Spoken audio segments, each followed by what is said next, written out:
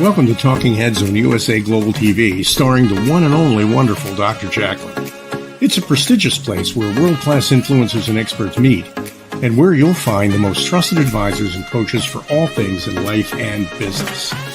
Visit usaglobaltv.com to sign up for our newsletter, get the value you need, and be first in line to learn about events and giveaways and other valuable content. Connect with us. Email Dr. Jacalyn at usaglobaltv.com to talk about how you can become part of USA Global TV. That's USA Global TV, where the doctor is always in.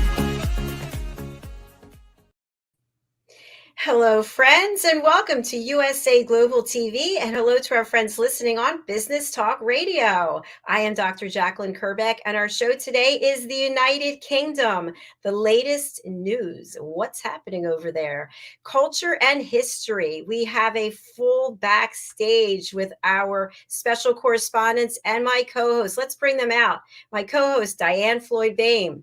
Special correspondents joining us from Scotland, Simon, and our special correspondents joining us from London, Helena and Ian. Welcome, friends. Hi there. Hello. Hi, great to see everyone. Everybody's got power, technology, right? We don't have any issues, which is beautiful. We've just been powering up, Dr. Jacalyn, didn't we? We have. 15 seconds before it started, you were eating potato chips. I thought you were eating popcorn. I was like, what are they eating there? Oh my goodness, so funny. So, well, welcome, friends. We are here to talk about the United Kingdom, which we all have a dear place in our hearts for, and there's a lot of news going on, a lot of topics that we want to discuss. So I'm just going to go around. Diann, welcome. If you could just share a little bit about yourself and your connection to the United Kingdom, I'd love it.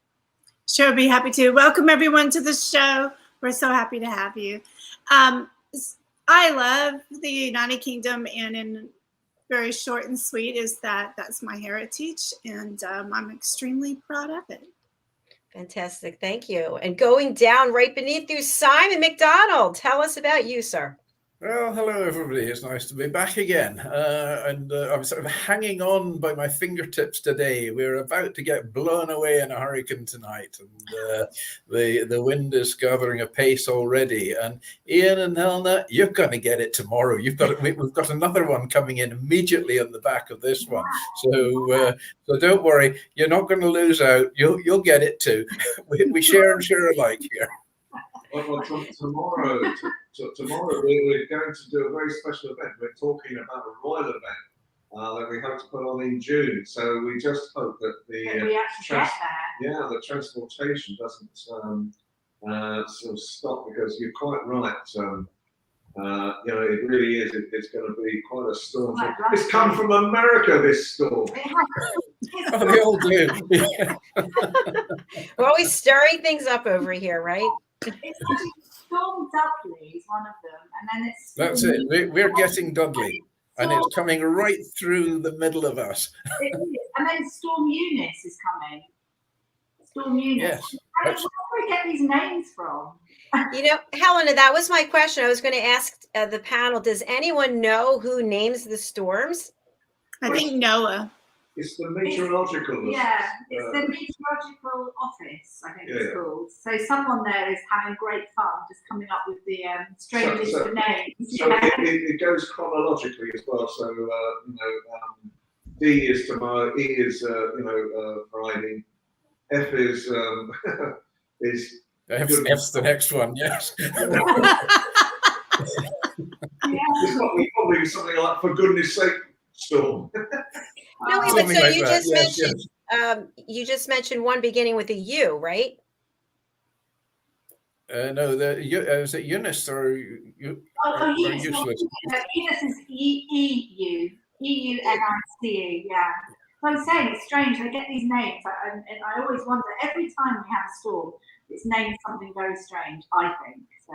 There we go. Well, obviously there's no comparison, but I always wondered who names nail polish, because some of the nail polish names are just great. I think they're the same color red. They just do it. They just keep changing the name. So, but thinking about it, it could be Hurricane Helena soon.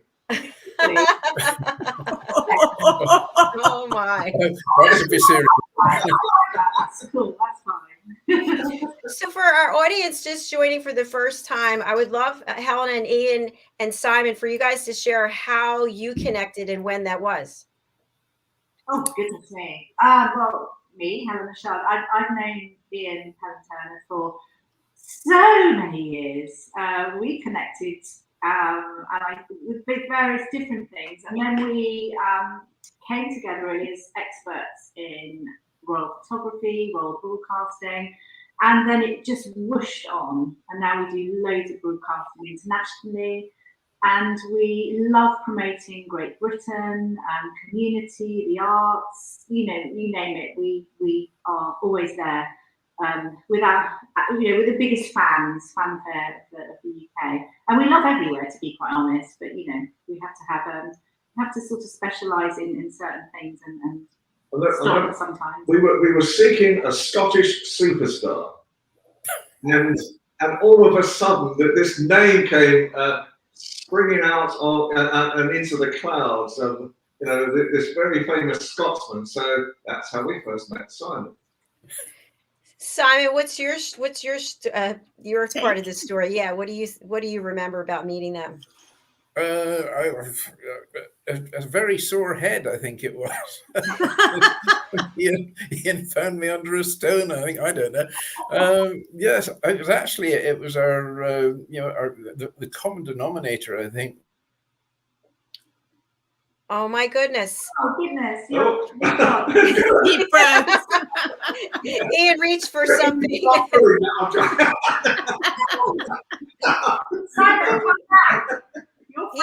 said he was going to lose power, and he did. I'll keep an eye on him backstage. Okay. Yeah, he's frozen. Well, so it's not surprising with this storm going. Yeah, absolutely. Yeah, at least he had a good look on his face. But so we'd love to chat. What's the latest and greatest? We were reading here about things that are happening over there, but we always love to hear it directly from you guys firsthand, I should say. Very much happening, Dr. Jack and Diana. We are sort of in this fury of, it's sort of a bit like the weather, this mad chaos, tornado-y kind of madness. I mean, obviously everyone's heard about Prince Andrew, Virginia, I never know, the Geoffrey or whatever her name is, and they settled. It's a bit of a sensitive, it's not the best of cases, as you can imagine, and no one really wants to be embroiled into it, but they settled. It's something like a £12 million settlement fee. It's a tricky one. I'm pleased in a way that things have worked out like that, but I don't think it's the end. One thing I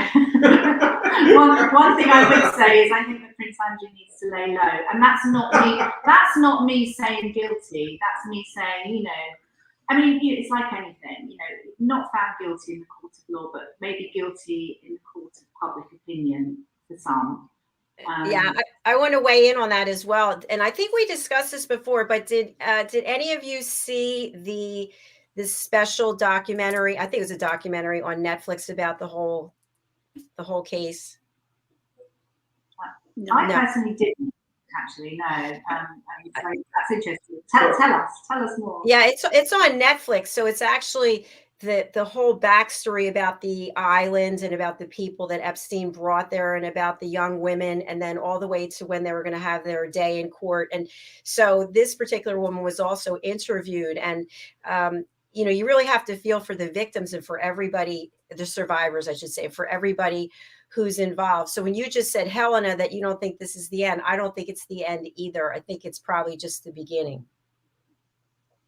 I don't know. I think the reality with the royal family is continuity. That's what they seek more than anything. And there's another story that I think Helena will probably know about Prince Charles today.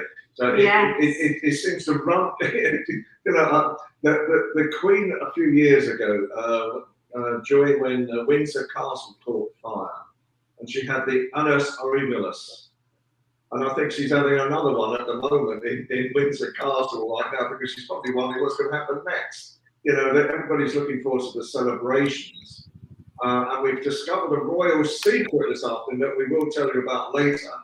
But I swear to God, I mean, the Queen must be wondering what's going to happen next. So I'm sure Helen will tell you about Prince Charles now. Well, there is, but I mean, it's like everything. I mean, it's very easy, isn't it, to pull on things and to bring things up. I mean, either true or false. And then you have to like fight your battles, and that's the way it is. And this particular story that Ian's talking about, so the Metropolitan Police have announced, and this is just now, have announced the launch of investigation into cash for honours. And this is a scandal, unfortunately, involving the Prince's Foundation, which is such a phenomenal foundation. It does so much good. So when I heard this, my heart just dropped. I thought, what else? How much more can we? And Her Majesty the Queen, I always think about her and how she's feeling. But it's something to do with fundraising practices, and there is a law in place which was put in place in 1925, all those years ago, which is honours preventing the abuse of the Honours Act in 1925. And there are certain things that happened, and I believe it's the same department that's looking into the investigation of Boris and his 75,000 parties that he had through COVID. Allegedly. And it's one of those things. And, at the end of the day, you have to look into things. I get it. And it's something to do with a certain person had offers of help made to secure his honours and citizenship. And he was a Saudi national person. But, I mean, we know how the media works. So we're reporting what we're hearing because we want to sort of give you things, but we don't have any inside knowledge on that. No, and it's all allegations as well. So we always have to make that. Under British law, we have to say that it's all allegations right now as well. And so it just, but you just wonder, with what's going to happen next. I mean, I don't know where we were looking at the other day whether the Queen has had COVID recently as well after Charles and. She hasn't had as yet, but possibly she could have. I mean, I know Charles and Camilla have COVID at the moment, and it's racing through. Actually, talking about COVID, it's a funny thing in a way because today it's been announced that children in Wales have been offered the vaccines, as in children under 12. And everyone's saying, as if it's in the COVID vaccine, everyone's saying, is this right? Is this wrong? Is this right? Is this wrong? And I know, Dr. Jacalyn, that this, I think you in the States, it was offered 5 months ago or something, over 4 months ago. So that's the sort of controversy at the moment. Thank you. Diann, do you know when it was offered here for the children? I do believe Helena is correct, about 5 months ago, and it is always up for discussion. You can always have pros and cons, very strong opinions anywhere through the States. So Diann, as a mother, how do you, your children obviously are older, but how do you feel about it? I think I still have to study more for young children. I like that answer. Disclaimers. No. Disclaimers, right. And I was reporting yesterday on this Novak Djokovic. I don't know if you've seen it in the States or not, or whether there was a US version, but the BBC in Britain were doing an interview with Novak Djokovic where he's saying he would rather not, it's his choice of what he puts in his body is what he was saying. And if it means that he can't go to the US Open this year, he would accept that. But apparently there's a whole series of master tennis events as well in America, and he might lose out on all of them this year as well. Let me just share with you that I'm not going to say 24 hours a day, but 12 hours a day, somewhere in this house, there are 2 televisions on constantly with tennis all day long. So my mother is obsessed with tennis. So, yeah, it's quite a story because he got held up in Australia, right? Going to play the Australian Open. He was kept in a hotel, I think, for a couple of weeks. And then I think they gave I don't know the exact process, but I think a judge said that he was allowed to play. And then the tennis, the people who run the tennis tournament said that he wasn't allowed to play. So what ended up happening? eventually what happened was that he was thrown out of Australia.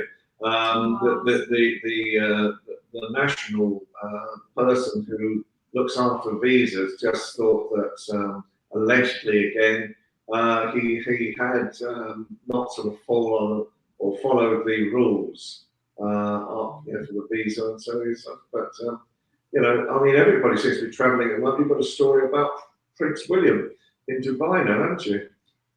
Yeah, I was going to say something, but actually, no, let's move away from COVID and Djokovic. I think that's probably the best. Actually, no, I just want to say one thing in his favour, and I'm pro taking the vaccine, is that one thing he said is for the last 20 years, he has known, Djokovic, exactly what has been going into his body to a minutia. And he didn't now want to put this in his body, not knowing exactly what was in the COVID vaccination. And I'm not like pro at all, him doing what he's done, but I do think there is some logic in that, actually, when you are a pro sports person. But moving on. So the lovely Duke of Cambridge, who we love dearly, he is a very good boy, and yeah, he's lovely, and obviously Duchess of Cambridge as well, equally as great. So he has been in Dubai, and he's been doing lots of good. He's been promoting Great Britain. He's been saying to everyone, look, we've got to make best efforts to repair our planet. We cannot just rest on our laurels. Come on, guys, urgency is all, let's full steam ahead, because obviously if we all just like a bit lackadaisical, this is our world, this is our planet. So I'm really proud of him for promoting that. But also on another foot as well, we've spoken about the Earthshot Prize and various things like that. And he was at a special place where he introduced like a Dragon's Den kind of event where people so it's the Earthshot Prize finalists connect with investors. So it's quite a clever little concept there. So he's been like, really, raising the flag as well for Great Britain. So we're really pleased. But something that really interests me at the moment, and I know it's something that's happening as well in the United States, but Duke of Cambridge, Centrepoint is a huge charity here in the UK, and it's to help homelessness, which is a big problem here, as it is in the States. I know 170,000 people are living here without a permanent home. Now, he is a patron of Centrepoint, and he's taken it to his heart. It's his first patronage he ever received from the late Princess Diana, his mother, and he absolutely throws his whole heart into this charity. He, in fact, we've been told, pops in to see them as well. This is without cameras, etc. Just literally pops in for a cup of coffee, chats to people, which is really quite endearing. I love to hear that. But something that's happened is the introduction of pre-built modular homes. And we are hoping that this will be an answer to London's housing crisis. And what it is these are made on an industrial site, so away from where they're actually positioned. And it's a new scheme, the Independent Living Programme, allowing people to live reasonably, well, hopefully really happily. And then they're made off-site, and then they bring them in and put them in, and they're made of timber and steel, and they cost a fraction of what a normal home would cost. And in the space, they're cleverly designed. I mean, they're obviously very bijou, they're quite compact. But having seen them, as in not in real life, just visually, I saw them media-wise, not bad at all, and a lot better than some of the housing I have seen that's quite dilapidated. So really, really pleased that they've built 33 so far of these studio homes. People are moving in the next few months. There's going to be another up to 300 homes built. And this, I think, hopefully, will be the way forward, because the rent is capped. And I'm really excited about it. It's a good one, I feel. I could go on forever about lots of different things. I've got a couple of questions. Diann, any questions that you have for them? I was excited to hear about the prefab homes. They're incredible. there's companies here that are building them in the tiny mode level, but also I have a friend who purchased a 2-story home that's about 6,000 square feet, and it was all prefab. So it's really incredible, and how wonderful to be the leaders I think you guys are in providing for the homeless in that way. I want to learn more about it. So thanks for telling us. And I have to say, I was born in a prefab home. Wow. I was born in 1951. And my father always used to tell me this tale that I was born in a prefab on the day of the midwife's annual holiday. And so, and my father, my mother set my father up to get a midwife because I was just about to be born. She was a nurse anyway, so she knew what the circumstances were. But she told him to get some hot towels and some hot water to start off with. My father scalded his foot as well. And then he tells this tale about he then had to go on a bicycle to find the only midwife in the town where we lived, so that I could be delivered in the prefab. So there you go. That's a great story. Thanks, Helen. I'm wondering any ideas as to how the wonderful new home dweller will be able to get involved in that process? Is there a lottery process, or what? No, I mean it's very much you would have to do it through the charity. Centrepoint is a huge charity. It's the biggest homeless charity here. They not only home you, they really give you life skills and training and help you get into work. So it's a much bigger affair. It's a fabulous charity. So they've already got people earmarked. People are moving in the next few months. I know there's a young lady, I can't remember her name, she's moving in May. And did a sort of run around of the flats, and they really are super, and it just does so much good. And you can have these, you rent them out. I think you can have them for up to 5 years. In a way, it'd be lovely to be able to have them forever in a sense. But obviously, the idea is that people then move on, get better jobs, buy their own place, or move on. And the fact that it's in different, they've got planning permission to do this. This is so now. These first ones are in a place called Croydon in London, Surrey borders, and they're going to be all over the place. So I just really hope that it's just going to really take off, because I mean, no one likes. I mean, homelessness is awful, isn't it? Just, yeah. So I'm really happy about it. And it's really exciting.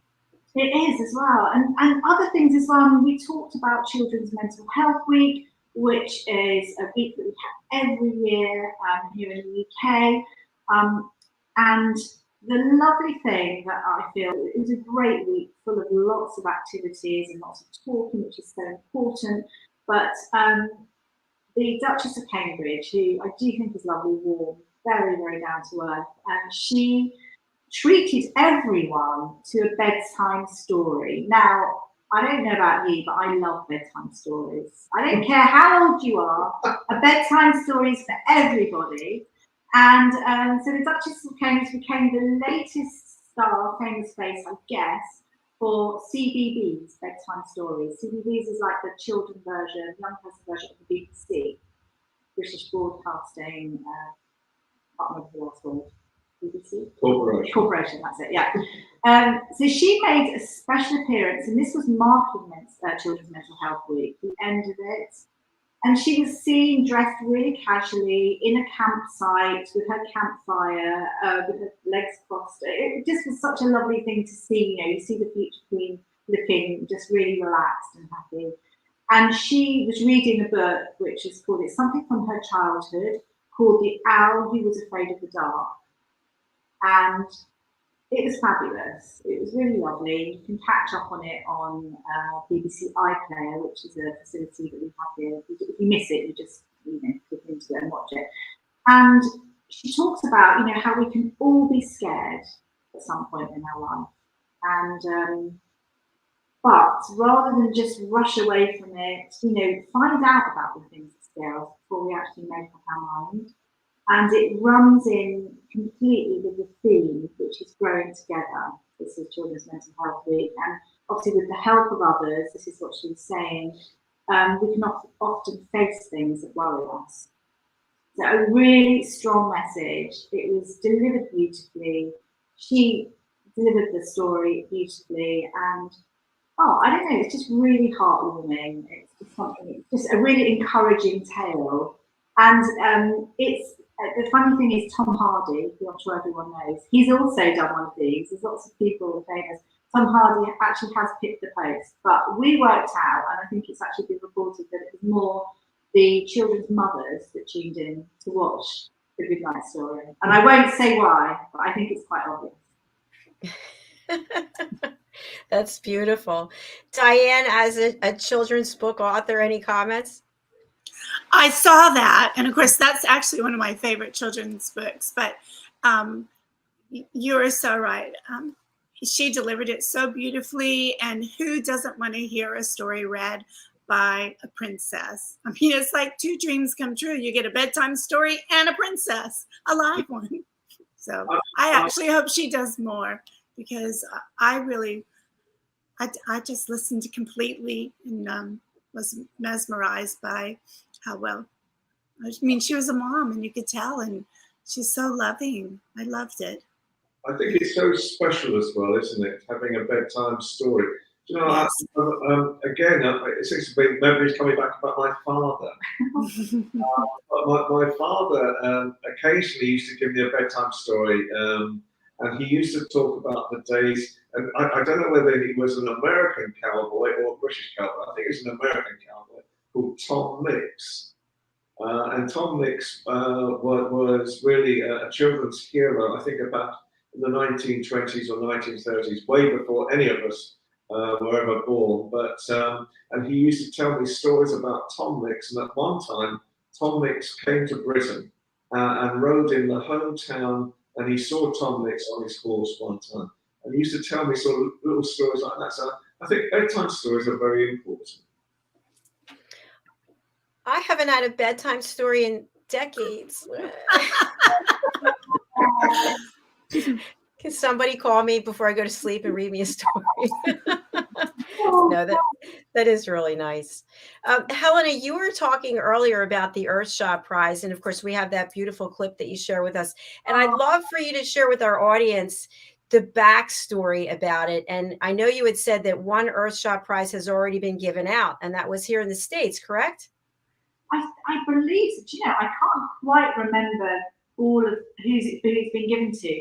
I know also when Duke of Cambridge was in Dubai, he also was giving something to them, because they're going to later be hosting a great big event as well. Yes, I believe. No, and it's this year, I think the USA are hosting it, Dr. Jacalyn. So there's going to be a really great bash, which we look forward to seeing. I mean, Harry might be there as well. I don't know whether well, hopefully Harry will be. Yes, he will be. Let's be positive about it. But I mean, the whole good thing about it is that the Earthshot Prize is such an important thing, and in a simple few words, it's about healing our world. You know, it's about us all taking responsibilities. And it's about people using their imagination and using their entrepreneurial spirit to better out, you know, all the things that could happen. You know, there's so many things, you know, God forbid. I mean, as the Duke of Cambridge is saying, we've all got to work quickly towards healing our world, and we can't just like sit on our laurels. And there are loads of people as well that I think that he is reaching out to. And I really like the fact that he really is reaching out to women as well, in Indigenous communities and various things like that, for people to come forward and to come up with these entrepreneurial ideas and then put them into action. And there are people that will fund this. So it's a really fabulous initiative that's being brought on. And we have that fantastic clip, Dr. Jacalyn, at one point. But I don't know if we have that now, but it doesn't matter anyway. But we do have it. We have it, and I'd love to show it. And I'd also like to talk after we come back from seeing it about the production itself. It seems like it's enormous, the amount of work that went into this, and it's so well done. Yeah. All right, let's take a look, and we're not taking a break for a commercial, but we're just going to watch this clip, and then we'll talk about it. Here it is, the Earthshot Prize.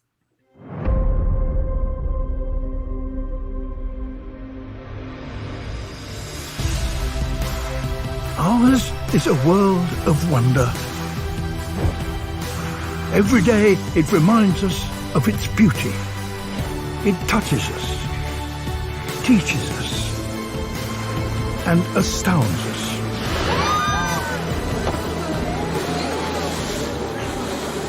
But it also warns us that what we throw away does not go away. That higher temperatures mean a lot more than longer summers. That we can no longer take life as we know it for granted.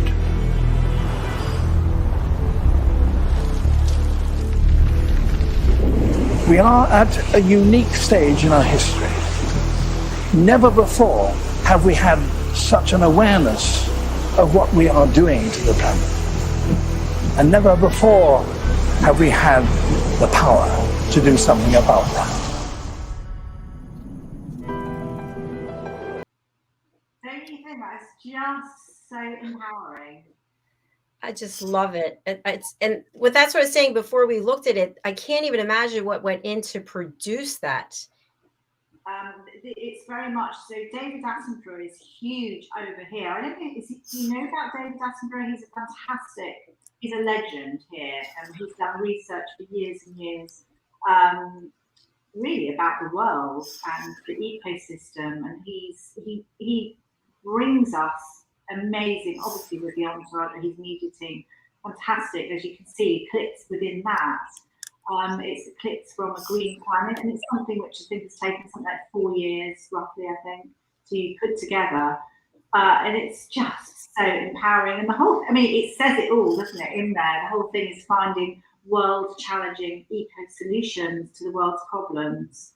And I think the new thing that's been set up, it's something that's taken place over 10 years, hence the reason why the USA being passed the baton in a way to search for people with these great ideas that are going to help our planet. Because goodness me, we can't continue as we are for children of the future, definitely. And David is the narrator, right? He's the one that we see. David Attenborough is the gentleman you can hear speaking. Yeah, I know of him. Yeah, do you know what? He's the same age as Her Majesty the Queen. They're actually good friends. And you would not believe it, in a sense. I mean, gosh, he's 95. You would never put that on. I thought you were going to say the same age as me then. Yeah, well, that would be something special. But he's 95, and for years and years he's given us. I mean, there are some most amazing clips. It's a shame the way we couldn't show it, because I mean, the Duke and Duchess of Cambridge love him, and as such, their children absolutely adore him. And there's a beautiful clip where the children are about to meet David Attenborough, and they're so excited. And it's so lovely to see these little children so excited to meet a gentleman that's 95, that's full of this amazing knowledge. And it's, yeah, to me, it means so much. I love it when you have people mixing different generations and learning all that knowledge. Super. But you're right about the production as well, Dr. Jacalyn, because some of those clips can take up to 2 years to film. I mean, some of these cameramen, it's done by the BBC in Britain, and we're world famous for really a lot of our animal features and planet features as well. And they've been known that there was a story about trying to capture a very rare snow tiger, or snow leopard, I should say. And it took someone to sit on a mountain for 2 years, and he finally got the images of the snow leopard for this particular production. So it just goes to show how long it takes to actually put these things together. And you just need that passion, don't you? It just goes to show when you're passionate about something, you have to go, you have to act on it. Because had people not spent this time or not been passionate, these clips and things, we just wouldn't have them. I just think I'm in awe. I mean, I just think it's amazing. It's obviously a really good. It's incredible. Thank you for sharing that with us, because it impacts everyone in the world. And when you see that sea turtle swimming and there's that trash there, it just breaks your heart. I know living in New Jersey, which is not where I am right now, but the Jersey Shore was just littered with all kinds of trash and needles and debris, and you see the animals washed up on the beach, and just heartbreaking it is. It is. And there are so many people as well, so many just sort of like everyday people who've taken it upon themselves to, you know, whether they're in India or wherever they're in the world, to suddenly just clean things up. And they've spent an enormous amount of time, whether it's like, you know, cleaning up beaches full of meters of litter, or, you know, or whether it's people that are inventing, I don't know, new packaging for, you know, to help with the coral reefs. And I think it's so inspiring.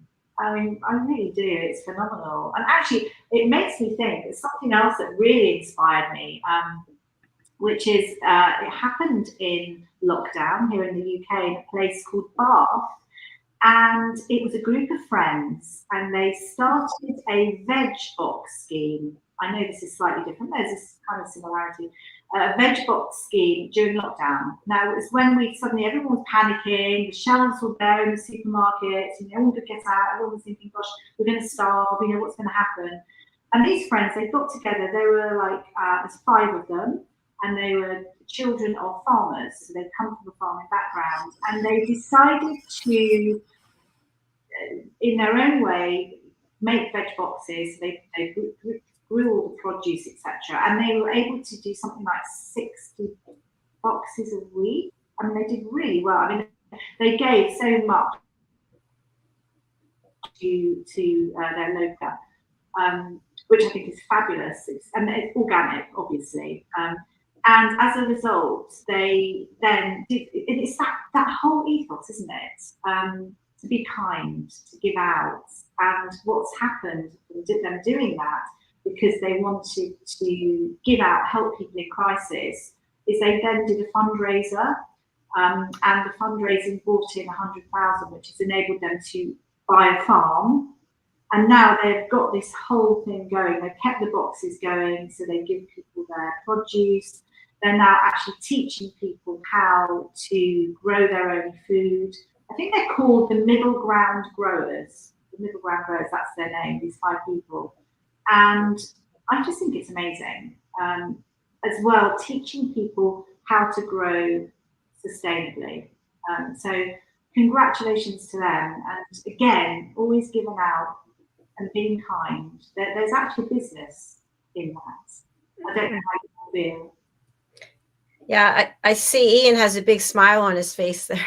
Well, the reason I have a big smile on my face is this leads in quite nicely to cake. Oh. We love cake. I know what cake you're going to talk about. Yes, Cake.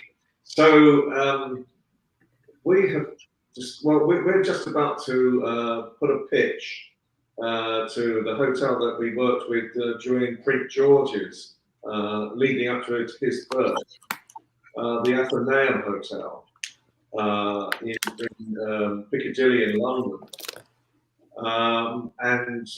We 6, 7, 8 years ago, I forget how old he is now, we did 68 interviews at the hotel with our royal exhibition that we did at the time. 68 interviews, and we did 100 pages of newsprint right across America as well, talking about the event that we actually ran with the Athenaeum. And so we're hoping to put on a new event, obviously for this June and the Queen's Centenary.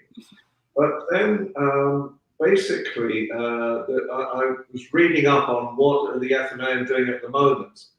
And they're doing this Royal Afternoon Tea. And they're not actually doing a Royal Afternoon Tea at the moment, as Helen and I know, because there's a secret ingredient that you have to have to turn an afternoon tea into a royal afternoon tea. Ah. And the secret ingredient is Battenberg cake.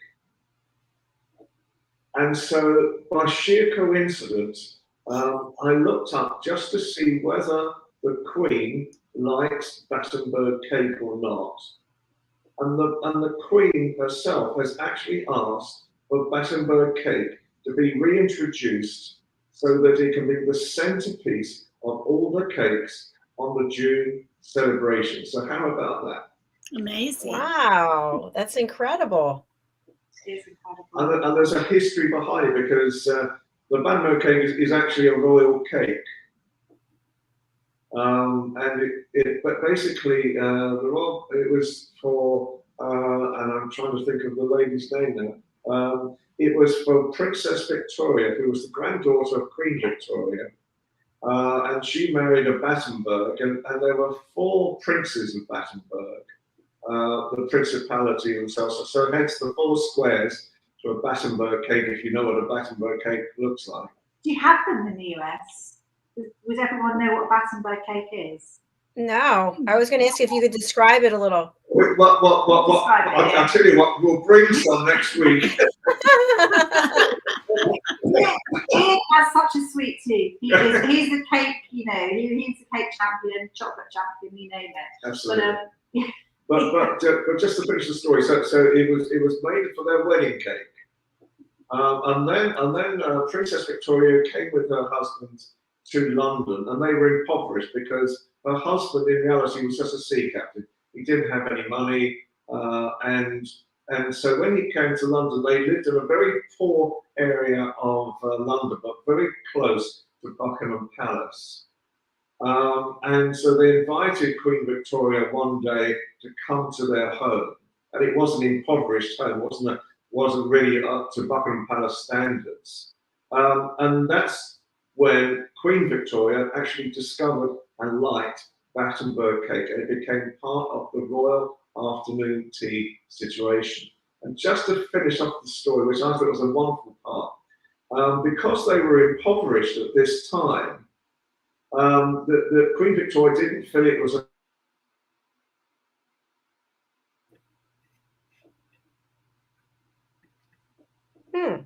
I think they're frozen also. Is this the cake? Diann, have you ever seen this before? I make cakes like that, but I didn't know that's what it was called. Look at you, ahead of your time, Diann. I think our friends you can have a cake. I have a cake pan with a divider, and I can put in either 4 checkered or I can do 6 checkered flavors. And then do you put the icing on it too? Yeah, absolutely. You know, I'm seriously thinking about eating sugar again. I think our friends are back. Hold on. Oh, good. Oh, yay! Are you guys back? There you are. You were frozen. Okay. We were frozen for a second. We were frozen.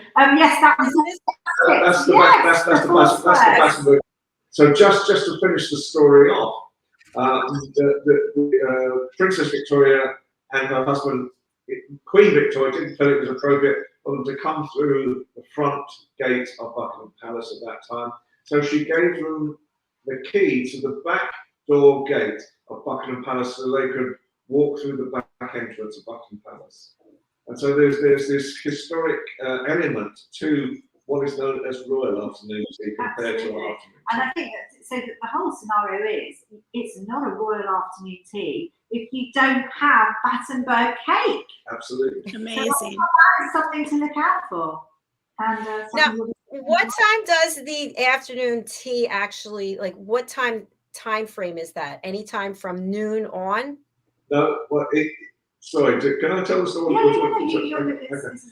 So basically, I don't know if you know the story behind afternoon tea. Basically, it started during Queen Victoria's reign.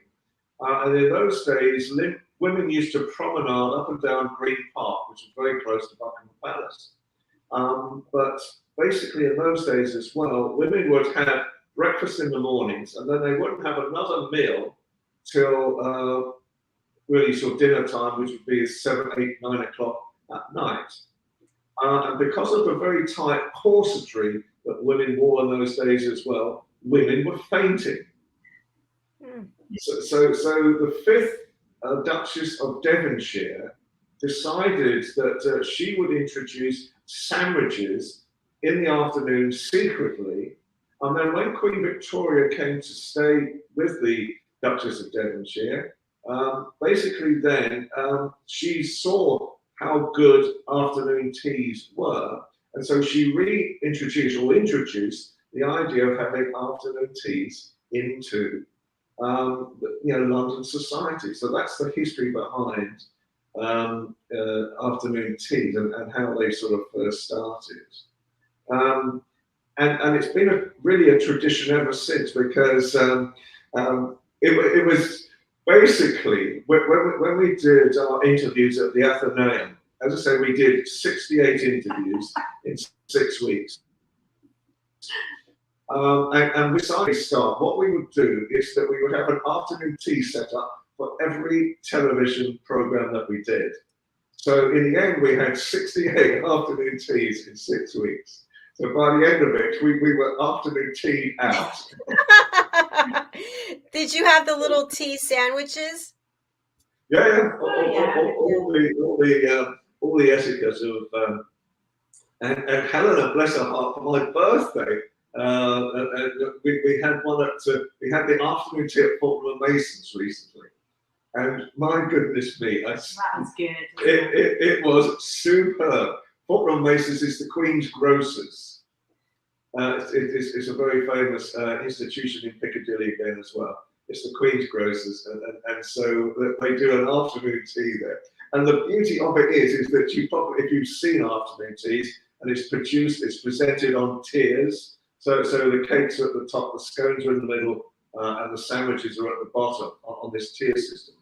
But we were so hungry because we hadn't eaten that we got through this tier in about 5 minutes flat.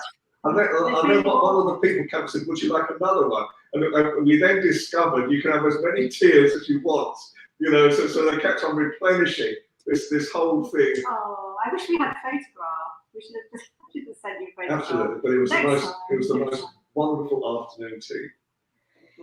I have had the pleasure of afternoon tea in Paris and also in New York and Philadelphia. And I think they were little cucumber sandwiches and then also egg salad. Is that possible? Can they be anything? Yep. Yeah, salmon. And Coronation chicken. All the crusts are taken off. And actually, talking about coronation chicken, that's another. It is. That in actual fact, that's just reminded me because we have a thing called coronation chicken, which is a curry dish, really, isn't it? How would you describe coronation? Do you have that in the US? It's like it's chicken. It's got sultanas, but it's almost like a curry mayonnaise. So it's all mixed up. Actually, sounds horrible when I'm describing it, but it's actually quite delicious. Do we have that, Diann? I just had it in Dubai. That's all. Oh,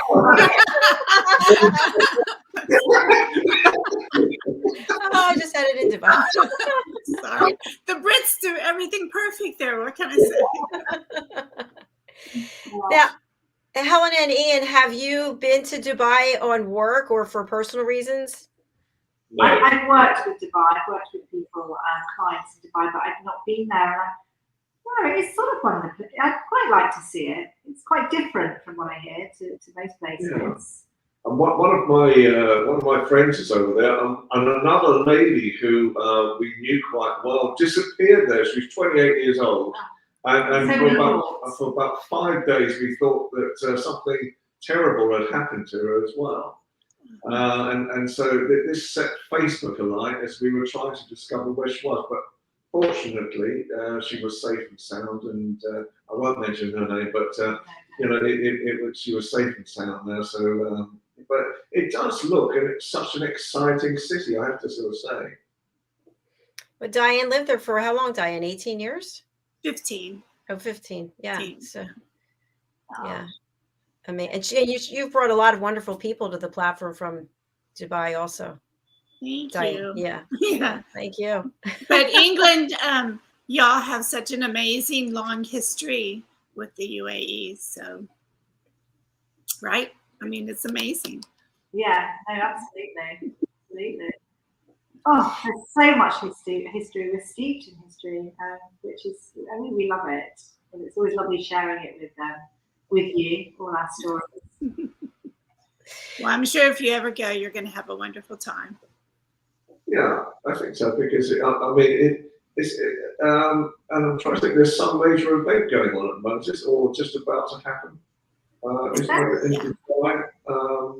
what it's called now. There's extravaganza, isn't it? Is it called the Dubai extravaganza? I know they're serving cake out there, so. Anyone, It's huge. you'll see it anywhere. So, okay.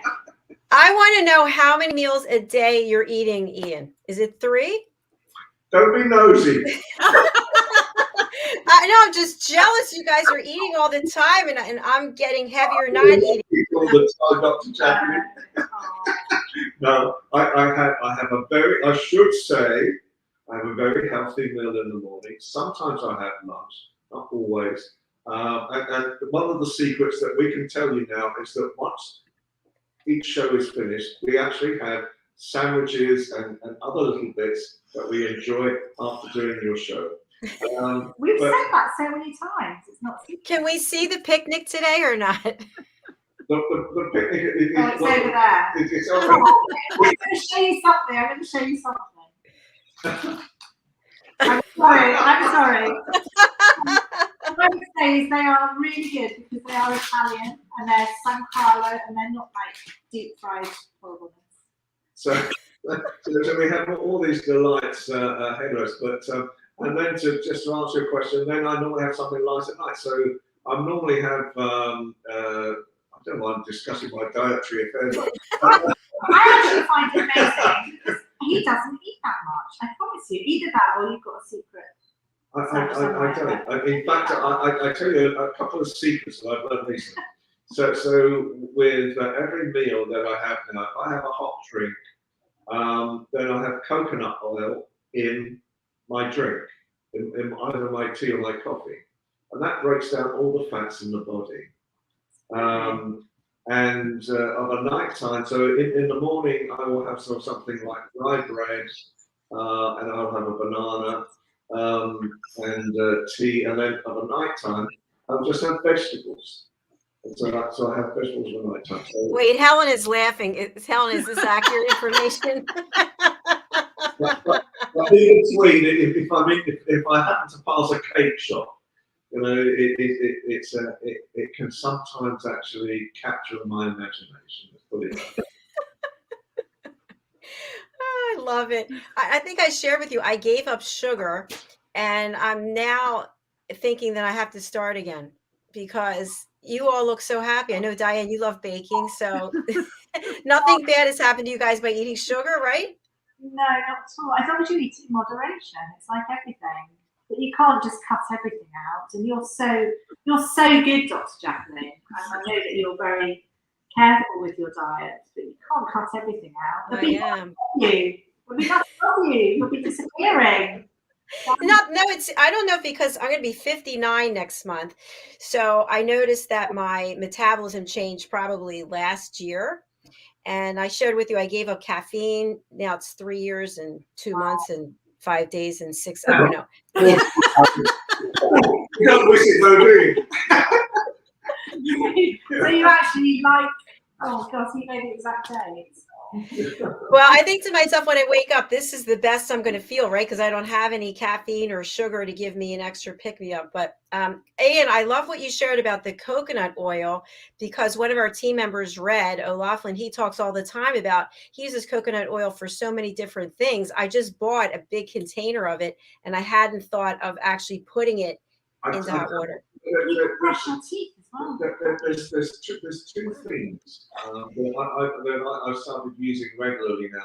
Coconut oil in hot drinks, and it really gives a creamy taste to the drink itself. So I very much like that. And the other thing that I've been introduced to now as well is cider vinegar, apple Cider vinegar. vinegar, absolutely, alkaline wise. And so I don't know why I am the size that I am, apart from the cake eating, but you know, I should be as slim as the three of you, but I think my metabolism is gone into reverse. I think that's my problem. You know, apple cider vinegar, I used to get it from the bottle and take it straight. And we have something, I don't know if they have it everywhere, but it's called apple cider vinegar with the mother, Mother. And a few people said to me, you know, I brush my teeth 5 times a day. I don't know why we're sharing all these things today, but 5 times a day, and I floss 5 times a day, and I use mouthwash. So anyway, they said with the way you take care of your teeth, you realize that taking that apple cider vinegar straight is can ruin the enamel. So now I take it in pill form. So I don't know. I'll tell you the other thing that I learned. So we're talking about dietary stuff. But the thing, I did the same as you. For a little while, I was taking straight cider vinegar, about 2 fingers in a glass, and then knocking it back. And I swear to God, it felt like hot, coals going down my throat. And then I said, then I was told, no, don't do it like that. Put it in warm water to dilute it slightly, because otherwise it's creating too much of an acid in the stomach. So there you go. Next week I'll be doing exercise tips on. Diann, what can you share? Some secret you share about what you're taking or doing? Everybody has to confess. Well, I was doing apple cider, but diluting it because of exactly what Ian you said. It burns. But I'm missed out on that coconut oil, so I'm definitely going to try that. Me too. It works. One thing as well that I know that's introduced, we have had introduced here, and this is in our health regime here. And I think all doctors have now been given permission. I don't quite know what I think, but it's been passed by called NICE, NCE. I'm not sure what it stands for, but it's our health body that trials things out, and they tell us, yes, it's great, let's go for it. And it's a new diet injection or pill or something like that, and you actually lose a huge amount of weight. Now I know it's not something that's going to be given to everybody. It's obviously going to be given to people with medical conditions, things like that, because obviously years down the line it's going to save the NHS, etc., lots of money. But that is just literally being launched now. Wait, what is it called? I missed it. I don't know the name of it, but it's a new diet. I think it's an injection or a pill or something, but it's something that here in the UK, people obviously can administer this, and it's for people that are obesely overweight. I need to find out a little bit more about it, because I don't know the name of it, but it is absolutely been passed above board. It's had trials, and it's been introduced here in the UK. Obviously, it's not for people that just want to lose a few pounds. This is something pretty serious. And I'm just looking at your 3 faces, and women are so intense when it comes to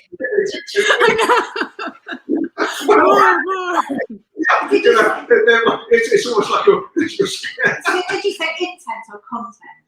What did you say? Intense. Intense. Oh, Intense. Anything that has to do with weight loss is like, what? What is this? I mean, More. Do you need a prescription for it? Is it over the counter? Do you need prescriptions in the UK to get medication, or because you do? Yeah. Basic stuff. Little, basic stuff. No, you can go and buy it off the shelf, but yeah, the majority of things. Yeah. Well, I'm starving right now. I don't know about you guys with all this talk of cake and whatever. We need to feed Dr. Jacalyn up. I think we need to do a petition. All I can tell you is this, that many years ago, another true confession, many years ago in the 90s, I had what was called a couturier. I think that's how you say it. And she would custom fit my clothes to me. And I still have the clothes. They're in the closet in the other room. And I put on the jacket, and I can close it, but it's tight across the back. So I think from lifting weights. So I'm not that small, just saying. You are. You are too. Maybe to get something years and years later, that's great. You're doing well. Well, I always beat myself up because I have a pair of jeans, and I mentioned this to Diann before. I have a pair of Versace jeans that my ex-husband bought me in 1991, I think it was. And they're actual jeans made out of denim, not the stretch material. And they will no longer close without someone possibly losing an eye when the thing pops off. So I decided that every year I have them in the drawer, and I would try them on. And then up until like 2 years ago, they didn't fit anymore. So I just decided, why am I torturing myself? They don't fit. I'm not going to wear them again. So I just gave them away. I think that's good. No, I'm sure you're fitter than you ever have been. And it's all muscle. It's all muscle. Yes. Don't mess with me. No. Oh my gosh. Well, it's been so much fun. Thank you so much for hanging out with us and delivering the latest and greatest news. I'm going to spotlight you. And Helena, who should reach out to you and how should people contact you guys? Oh gosh, we champion people with a story. We love to hear good news stories. We love to hear anything that celebrates Great Britain. We love to hear from lots of people. Please do get in touch. Probably easiest to contact me just on my hcpresenter@gmail.com, which is a very simple email address. I can be found on social media, Instagram, Twitter as well, under my name. So be lovely to hear from people. Look forward to it. Fantastic. Ian, anything you want to add? I know to contact Helena. Yeah, I think it's just don't believe it.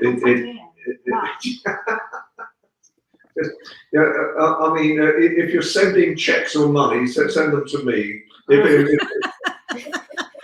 Oh yes. I can tell you lots of stories. Oh my goodness, you guys are so much fun.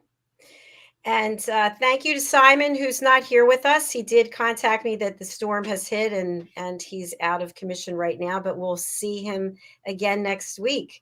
Diann, how can people reach out to you and who should contact you?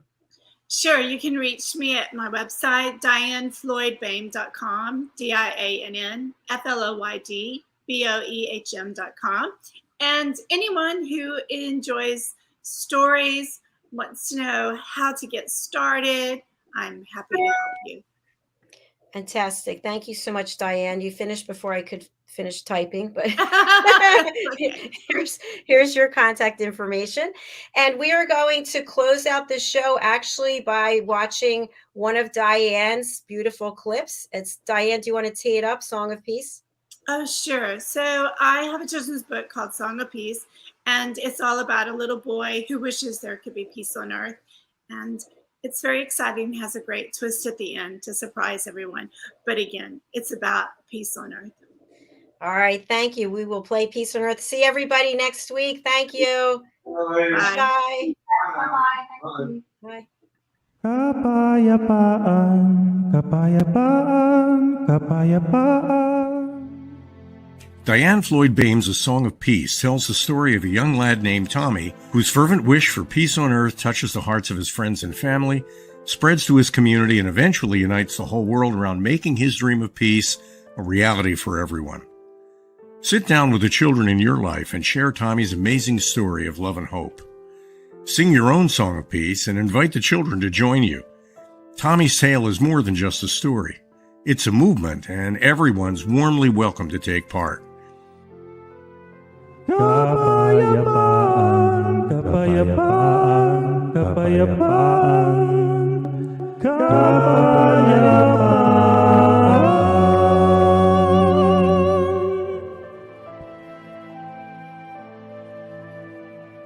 You'll find A Song of Peace, along with many other wonderful learning and enriching opportunities for children of all ages, at diannfloydboehm.com.